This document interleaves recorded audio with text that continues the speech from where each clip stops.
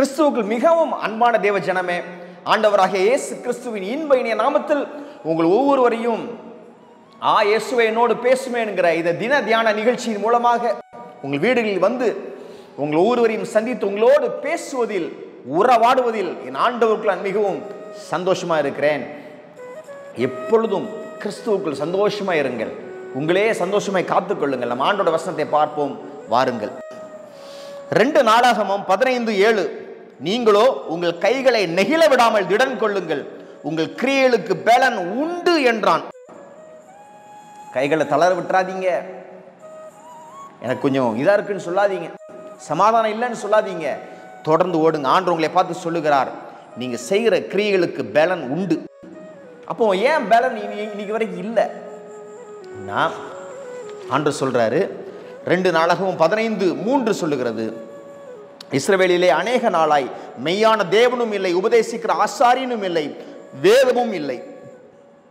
Holi Bible இல்லை, pastor கிடையாது, ஏன் ஜீசஸ் கிரைஸ்டும் கிடையாதான்.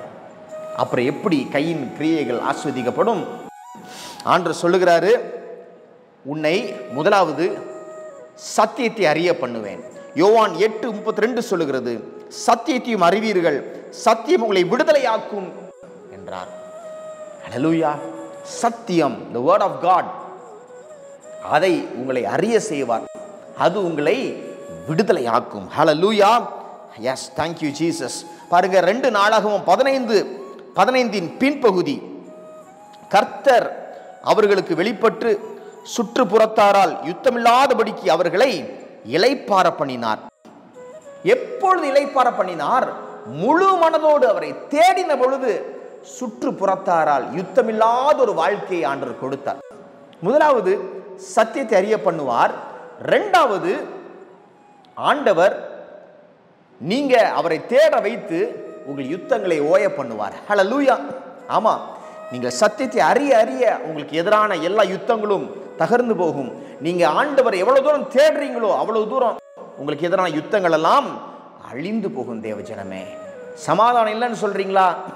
ஆண்டவரை தேடுங்கள், சத்தியத்தை அறிந்து கொள்ளுங்கள், ஆண்டவர் உங்களுக்கு சமாதானத்தை கொடுப்பார். உங்கள் கையின் பிரயாசம் எல்லாம் வீணாகுதுன்னு சொல்றீங்க, இல்ல, கையின் பிரயாசங்களை ஆண்டவர் ஆஸ்வதிப்பார். நீங்க ஆண்டவர்கிட்ட கரெக்டா இருங்க, ஆண்டவர் உங்க காரியத்துல கரெக்டா இருந்து உங்களுக்கு எல்லாவற்றையும் வாய்க்க பண்ணுவார், உங்களை ஆஸ்வதித்து பெருக பண்ணுவார். நாம் ஜெபிப்போம் வாருங்கள்.